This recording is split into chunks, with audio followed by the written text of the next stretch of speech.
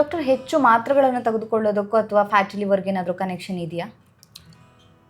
ಕೆಲವು ಮೆಡಿಸಿನ್ಸ್ ಅಂತೆ, like steroids, ಟಮೋಕ್ಸಿಫೆನ್,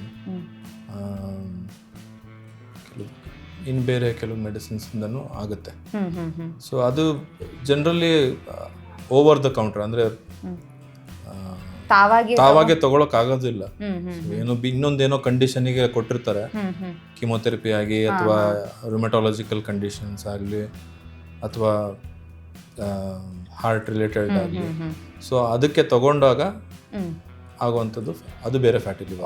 okay. But fatty liver ಅದರಿಂದನೂ ಬರುವಂಥ ಚಾನ್ಸಸ್ ಇರುತ್ತೆ. ಬಟ್ ಅದು ತುಂಬಾನೇ 100ಕ್ಕೆ ತುಂಬಾನೇ ಕಮ್ಮಿ ಶೇಕಡ ಅಲ್ಲಿ ಬರುತ್ತದೆ.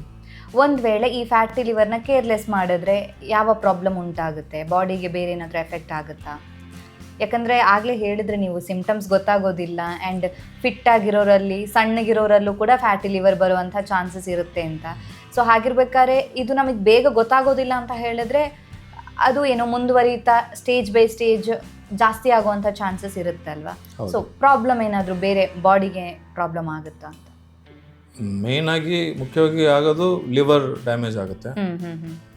ಇದಲ್ದೇನೆ ಇದಕ್ಕೇನು ರಿಸ್ಕ್ ಫ್ಯಾಕ್ಟರ್ಸ್ ಹೇಳಿದ್ವಿ ಫ್ಯಾಟಿ ಲಿವರ್ಗೆ, poor quality food, inactivity, physical inactivity. ಇದು ಹಾರ್ಟಿಗೂ ಇದೆ same risk factor. So they're at risk of heart disease, stroke, kidney problem. So overall ಆಗಿ ಇದು ನನ್ನ ಲೈಫ್ ಸ್ಟೈಲ್ ಅಥವಾ ಡಯಟ್ ನಾವೇನು ಚೇಂಜ್ ಮಾಡಿಕೊಂಡ್ರೆ ಸೊ ಇದು ಎಲ್ಲ ಆರ್ಗನ್ಸ್ಗೂ ಪ್ರೊಟೆಕ್ಷನ್ ಸಿಕ್ಕಾಗ